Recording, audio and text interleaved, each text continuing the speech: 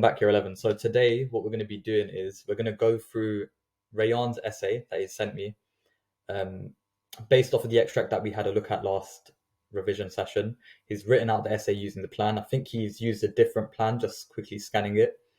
I haven't read through it yet, but we're going to mark it together. And you might think, well, this isn't my essay. Why should I watch this? How is this going to benefit me?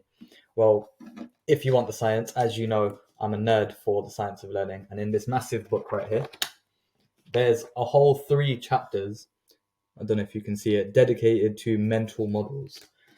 And to sort of summarize what that is that when you want to do something successfully, you need a mental model that you aim for. Now, you watching me mark this essay and my feedback that I would give it, it allows you to create a mental model in your mind of what you should aim for when you're actually writing the essay. So yes, this is going to benefit you. So we're probably going to spend about 15 minutes. We'll give him a mark and some feedback as we go through. So again, phones away, bottle of water out. Maybe you could take a pen as well, paper, make some notes as we go. We're going to read through it. We're going to mark it. So Rayan's essay, let's read through it.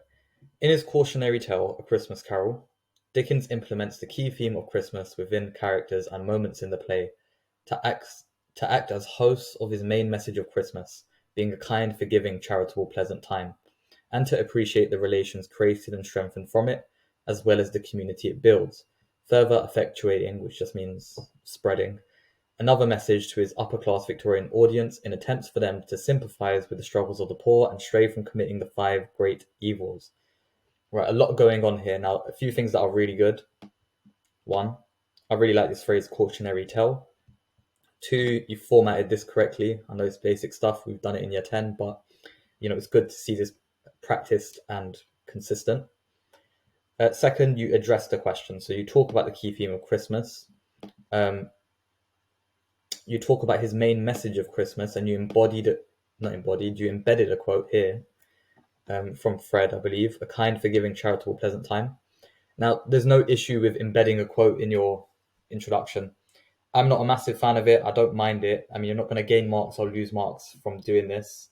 But if the quote says it better, then you can say it absolutely fine. Sure, embed it into your introduction if you want. But it's not necessary. But again, this is fine.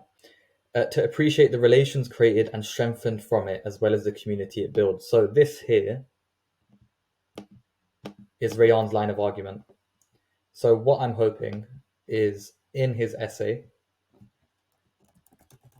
that he proves this in the main body of his essay. This is what I'm hoping. And then what I really like about his introduction is that he takes the ideas from the text and takes it out of the text. Now, just yesterday, I was talking to an examiner from AQA, and she said that in order to get even just a G6 and above, you need to take the ideas within the play or the novella or the novel or whatever you're studying and take them out of the play.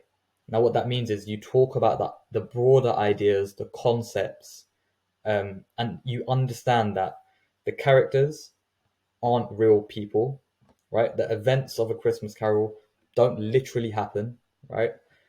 But instead, Dickens uses and creates and crafts all of these ideas to spread a message. And this is where Rayan talks about it here. So a message to his upper-class Victorian audience for them to sympathise with the struggles of the poor.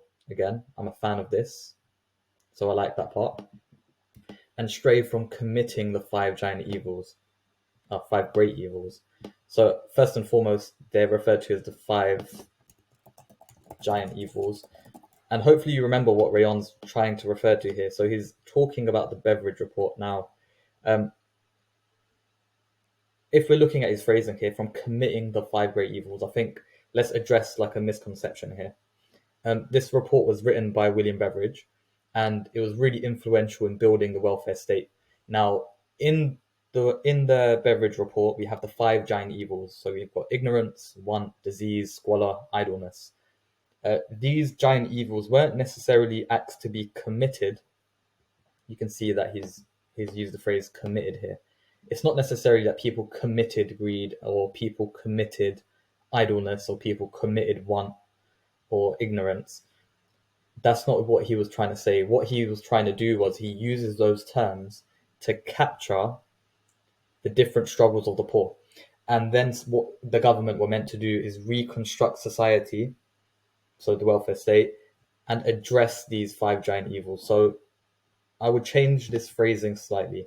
Maybe you can say it reflects the five giant evils here. But overall, this introduction is really good. Does everything that an introduction should do. I'm just going to briefly switch over, and I'm going to show you another example of an introduction. So here, this is the introduction that I wrote for the exact same question. And it achieves the same things as Rayon's. We set out a line of argument, and we say what we're going to be exploring throughout our essay. So, considering A Christmas Carol was written during a time of great economic divide. Now here, this phrase here is a sentence starter that I really like. So if you wanted to, you could pause the video and copy this out. This sentence starter could be used in your introduction. It could also be used in the main body of your essay. And you can use this sentence starter to introduce context. So considering A Christmas Carol was written during a time whereby ... or considering an Inspector Call was written when ... This sentence or this phrase allows you to talk about context. So, was written during a time of great economic divide. Dickens uses Christmas in his novella as a symbol of compassion and unity. As well as this, Christmas is presented to have a transformative power as seen through the protagonist Scrooge, given Dickens's own exposure to the struggles of poverty. So here, I'm talking about the text. So all of that there, my introduction, is about A Christmas Carol. I haven't taken it out of the text yet. This second part is where I take it out of the text. Given Dickens's own exposure to the struggles of poverty, perhaps he wrote this novel to encourage readers, really it should be novella, to encourage readers to be generous, grateful, and recognize the importance of community, all of which are conveyed through the festivities of Christmas. Now, again, here I'm taking it outside of the text, so I'm talking about the big ideas that Dickens talks about through his presentation of Christmas. So that is what a successful introduction should do. Now let's go to his main paragraph. The extract takes place in stave 1, and this is where we are introduced to Scrooge and his nephew Fred. Nice, you orient the reader, perfect. Scrooge begins by stating how Christmas is a time for paying bills without money. Lovely, embedded into the sentence, we don't need to say the word quote at all. Through this, Dickens uses Scrooge as an embodiment of the upper-class Victorian society at a time. Now, those that are in my Year 11 class this year, we've been talking a lot, even with Macbeth, that the characters are always crafted and constructed by the author. And what Rayan has done here is taken Scrooge out of the text, and he's saying Scrooge is a symbol or an embodiment of these people in real life. So this is good because he's taken it out of the text. Believing that Christmas acts as a waste of money, especially through acts like charity. Nice. I'm hoping that I haven't read this yet, but I'm hoping at this point, because he said the word charity, he makes a really brief reference to the charity collectors, but let's see if he does that. And rather that it is more important to save money for oneself rather than share it and bring happiness with others. And further shown as you find yourself a year older but not an hour richer. Okay, good AO2. Doesn't link. I think here we've got that opportunity to just briefly mention further shown in his refusal to donate to the charity workers in the same stave. But this is still good. Here, Scrooge paints a negative light on Christmas, good, linking to the question, and therefore shows how strongly his hate for it goes. Through the use of Scrooge, Dickens exposes the upper Victorian society of embodying the great evil of greed. Wanting to profit, then to help others in a lower situation, as the great evils were strongly looked down upon and acted almost as heresy in the majoritively Christian society. I think it's fine to say Dickens exposes the upper Victorian society of embodying greed and wanting to profit rather than help those in a lower situation. I think this, again, needs some rephrasing. It's fine to introduce context here if you want to tie it into the five giant evils, but I think this needs rephrasing slightly. Dickens uses this to open the eyes of the upper class. Instead of acting with greed, participate in the acts of Christmas and provide for those in need, and therefore stresses the importance of Christmas as a symbol of selflessness and unity. This is good, right? Because what he's done is he's tied his exploration back into the theme of Christmas. However, has he proven that Christmas is a symbol of selflessness and unity? Not yet. So again, here's what the examiner is probably thinking. Here's what I'm thinking as I read this, is that I hope that you prove this now using Fred's quotations. Let's see. Scrooge's nephew completely contrasts his uncle's view, and that rather Christmas is a kind, forgiving, charitable, pleasant time. Lovely. This contrast between Fred and Scrooge highlights how Fred, a foil character to his uncle, beautiful. Like just here, what he's doing is, if we're thinking about the mark scheme, he's using subject terminology throughout. He's been doing this. So he understands what a foil is. He's embedded his quotes quite seamlessly into his sentences. Beautiful stuff. Acts as a host for Dickens's thoughts on Christmas. Again, this is really good, because here he's showing a recognition that Fred isn't real, but instead is a construction to voice Dickens's views. So beautiful stuff here. A positive outline showcasing that it provides solace, happiness, and unity, being furthered by the asyndetic listing. I'm really glad you didn't forget to include that. Good stuff. Furthermore, the fact that a middle-class character such as Fred, middle class? Yep, okay. Fred paints Christmas in such a positive light, conveys the difference in the upper class Victorian society compared to the middle and lower class. Why the lower class? Again, I think be careful with what you're saying here, and urges those of an upper class to shift towards the view presented by those of a lower wealth than them. So you kind of contradict yourself here, talking about the lower class and then those of a lower wealth. So again, here, I'm thinking this needs rephrasing. And the contrast between attitudes is again shown as throughout the extract. Fred is referred to as Scrooge's nephew, indicating how Scrooge has a lack of relationship with his family and does not participate in the views of Christmas. Interesting. I mean, I think this would need like further exploration, maybe further proof of a disconnect between Fred and Scrooge. I think this needs further exploration. This is not convincing just yet. Instead, what you could have done is maybe included the quote, fellow passengers to the grave, juxtaposed with another creature. I think that could have been interesting instead of that. But again, you need to remember, like the examiner yesterday said, that students are marked positively for literature. What that means is you're not marked down for anything. Like if you've shown perceptive ideas, then you've shown perceptive ideas.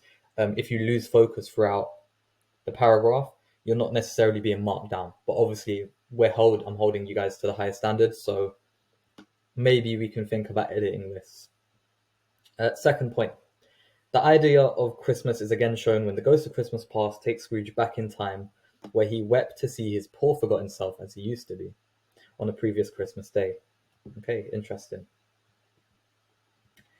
Here, young Scrooge is described as being forgotten, showing how he didn't receive love or appreciation, a direct contrast to the values of Christmas. I like this. I'll maybe make it slightly more clear, and I'll just say a direct contrast to the values of Christmas, such as family unity or love between a family or the importance of family, something along the lines of that. And therefore implies that perhaps this is why Scrooge has these harsh beliefs on Christmas, and is furthered later as he was alone once again, showing that he was by himself repeatedly. This is nice. So what you're doing here is you're conveying to the examiner that you're almost like I think the word perhaps is really important here, because you're offering a reason, you're offering your personal opinion as to why Scrooge doesn't like Christmas. So I love this point. and discovered later as he was alone again, showing that he was by himself repeatedly. Interestingly, I think you've got an opportunity to embed some context here. So if I was to ask you the question about did Dickens experience something similar? So you need to remember Dickens was pulled out of school. His father was sent to a debtor's prison. He had to go work in a blacking factory. We could have embedded some AO3 here about Dickens.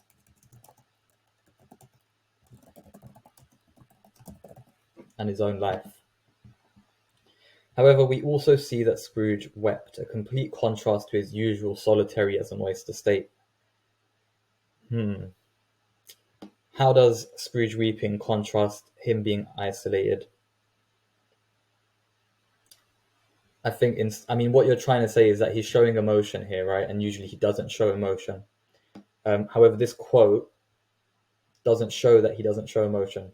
A quote that comes to mind that I think you could use instead, because Mr. Sharda is obviously an expert in A Christmas Carol. I know this book inside and out, just to big myself up a little bit, is maybe the cold within him froze his features. I think if we're thinking about being really judicious with our connections here and really making sure our connections make sense, this quote shows that he's emotionless and that he doesn't have much expression. Whereas this quote, solitary as an oyster, shows that he's isolated. So I'd probably change that quote. Perhaps this shows how Scrooge is remorseful of his life and has become being neglected by his father whilst having the inability to act against it, and how he's become this cold and tight-fisted character. However,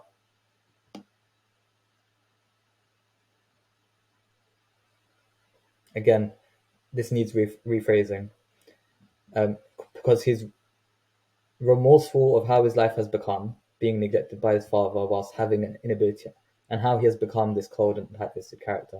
Oh no, that's fine, sorry, ignore me. However, we know that Christmas is a time for forgiveness, and therefore perhaps he is beginning to accept part of the values of Christmas. Furthermore, do you know what you could have done here? Is that you said Christmas is a time for forgiveness. You could have maybe tied it back to the extract. Again, this is like really brief stuff, and this is really like nitpicky, but open their sharp hearts to show that idea of forgiveness and compassion. And therefore, the values of Christmas. Let's scroll down. I'll try to get this done in 25 minutes, fingers crossed. Furthermore, by showing emotion, Scrooge is further humanized, and so the use of Christmas, remember, look at this, he's constantly linking back to the question, so this is really good. The use of Christmas almost to show how it is possible to undergo change from being an unsympathetic character who weeps and shows emotion to a character who weeps and shows emotion. Lovely. Later, the ghost takes Scrooge to Fezziwig's, Scrooge's former boss party, where the happiness Fezziwig gives is quite as great as if it has cost a fortune. The simile shows how Scrooge realizes how Christmas and the happiness and community it invites may not have materialistic wealth, but rather is a fortune that people get to embody in spirit. Beautiful, lovely, perceptive. And that happiness doesn't need to cost money at all. Lovely. Again, like in my head, I'm just thinking all of the ties into the extract, right? It hasn't put a scrap of gold or silver in my pocket, Fred says. He also says that we benefit from it even though we don't profit from it. Instead, the Christmas celebration emphasizes the importance of acting generously, of sharing and acting with appreciation, as opposed to keeping oneself and profiting in materialistic wealth. Additionally, it also shows that despite Fezziwig having the power to render us happy or unhappy, he chooses the former. So he chooses to make people happy, right? So he's in a position of power, but because it's Christmas and just because probably he's a good employer, he chooses to make people in the community happy. Could have also mentioned the fact that Fezziwig's a foil here. This shows how Christmas leads to community and good relation to others, which in turn provides generosity, care, and spiritual well-being. Dickens uses this to again invoke towards his upper-class Victorian society that their power, likewise to Fezziwig's, good, should monopolize others with happiness. Monopolize. This word has connotations of being quite forceful and dominating. I would maybe change monopolize to like spread festive cheer would have worked just as well. And to provide others with sympathy and empathy, also showing how these actions will lead to the release of the evil of greed. Again, I'm not a big fan of the way that you've been using this, but to stray away from materialistic and selfish desires, sure, I like it. Instead, here I'd probably talk about the power of community and how Christmas is a time of unity and generosity instead. However, let's see how you end the essay. Finally, Christmas is again presented when we are introduced to the ghost of Christmas present, who wore nothing other than a holly wreath. The wreath acts as a symbol of Christmas, and the noun holly acts as a homonym to holly. This is lovely. Again, really good AO2 here. And therefore, good, you don't just stop there, but you explain what this could potentially mean. Through the use of the ghost clothing, Christmas is shown to have a religious importance. Beautiful. Like this here is where we're talking G8, G9, like this connection that you're making, incredible. Through this, Dickens illustrates that to deny the values of Christmas is to also deny religion. This is an incredible argument, and perhaps is therefore going against God. Dickens uses this to warn his majoritively Christian Victorian society of the consequences of going against Christmas. Consequences of going against Christmas, okay? This should be interesting. Which is shown heavily throughout, such as Scrooge's funeral, where he was left with no one to love him, or rather ignorance and want. Ignorance and want for Christmas. Who act as the offspring born as a result of the unsympathetic capitalist actions of the upper class. I mean, it sounds like you're talking about poverty here and you're not talking about Christmas. So if I see what you're trying to do, but we need to be careful. So at this point, I might add in like an addition to the sentence saying, which contradicts the values of Christmas, such as care, compassion, goodwill. But let's see how you continue. The children are described as meager, wolfish, scowling, ragged. The asyndetic listing furthers the impact of the harsh adjectives, and when aided with the zoomorphism, I mean, clear understanding of writer's methods here, mirrors the actions of the upper class as animalistic and cruel and unsympathetic, as the upper class profit from the sufferings of the poor, again adhering to the great evil of greed, reflecting perhaps, but also another evil, idle. Idle? Idle. Do you mean idleness? I think maybe here you mean idleness, which is spelled like this, which is another five giant evil. They lays as wolfish, scowling, ragged children who work in workhouses, in poorly kept accommodations to provide for the rich, where the rich get richer and the poor get poorer. Again, you seem to have strayed quite far away from the question here. Their fidelity, which just means like faithfulness to acting with these great evils, manifests their going against religion and thus Christmas. Exposing the actions of the upper class and how they've created these animal-like children and therefore a lack of class to change their values and actions and rather align themselves with the values presented by Christmas. Again, I personally, like, I see what you're trying to do here. You're showing the consequences of going against Christmas. That's your argument in this paragraph. You don't outline that in your introduction. And also, I think this part here, right, aligning yourself with the values of Christmas, I would have much preferred your paragraph to be focused on this.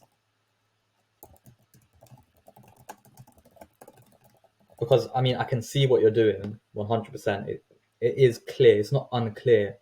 But I think if we're talking about the question in hand, is ignorance and want the best, most relevant quotations, or is it the most judicious moment in A Christmas Carol to link to the theme of Christmas? I mean, you've been clever in the way that you've twisted it and the way that you've linked it. But I think just to be safe and to be really clear, I think instead you could have spoken about another moment in the text where the values of Christmas are shown.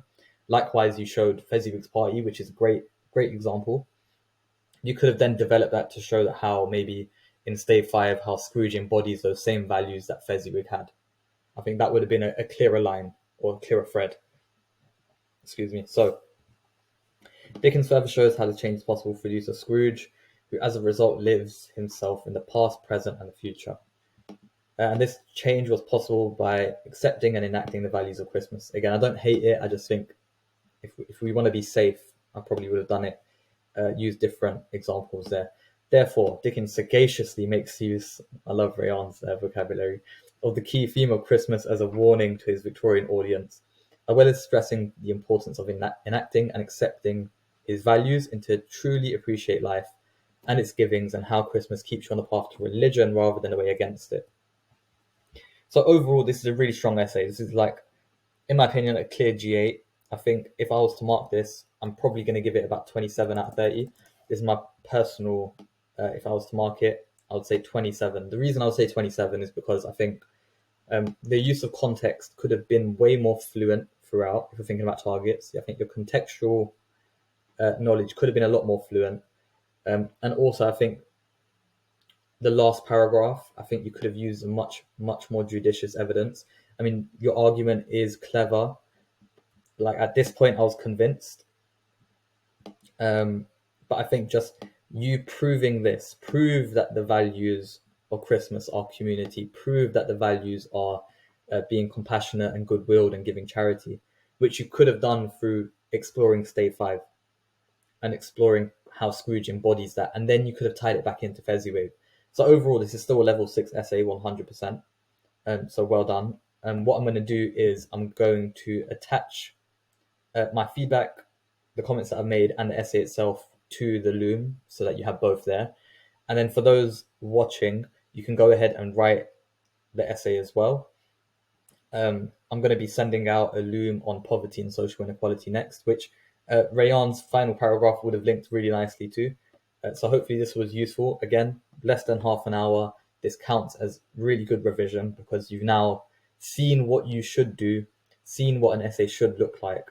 And now you can go ahead and try and create your own. That would probably be the most useful thing to do, is having planned the essay in your last session, now watched feedback on a model, now go ahead and write your own with all of the feedback that we've gotten and all of your plans so far. And that's it. So I'll see you in the next one.